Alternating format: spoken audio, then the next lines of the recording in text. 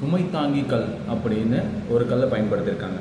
இந்த கற்கள் எங்கே இருக்குன்னு பார்த்தீங்கன்னா டீ கடைகள் பக்கமாக இருக்கும், தெரு முனைகளில் இருக்கும். சரிங்களா, தெரு முனைகள் அல்லது தெரு கடைசியில் இது போல் கற்களை திண்ணை கற்களாக அமைச்சிருப்பாங்க. இதில் உட்காந்து பேசுகிறது வழக்கமாக இருந்தது. இந்த கற்கள் எப்படி பயன்படுத்துகிறாங்க, எதுக்காக பயன்படுத்துனாங்க, முழு காரணம் என்ன அப்படின்னு பார்த்தீங்கன்னா, இந்த கற்களால் மனித உடலில் ஏற்படக்கூடிய மிகப்பெரிய மாற்றத்தை சரி செய்ய முடியும். அது என்ன மாற்றம்னு கேட்டிங்கன்னா, உஷ்ணத்தினால் ஏற்படக்கூடிய மலட்டுத்தன்மை மற்றும் மூல வியாதி, பௌத்திரம் சம்மந்தப்பட்ட வியாதிகள். நான் ஆல்ரெடி உங்களுக்கு நிறைய பதிவில் சொல்லியிருக்கேன், உஷ்ணம் தான் மனித வாழ்க்கையை பாதியாக குறைக்குது அப்படின்னு சொல்லியிருக்கேன். சரியா? ஸோ உஷ்ணப்படுதலை நம்ம கண்ட்ரோல் பண்ணும்போது தான் மனித வாழ்க்கை சீராக நடக்கும். அப்படி இருக்கும் பட்சத்தில் இதில் என்ன சார் அப்படி ஆச்சரியம் அப்படின்னு பார்த்தீங்கன்னா, எடுத்துக்காட்டு உங்களுக்கு ஒன்று சொல்கிறேன்.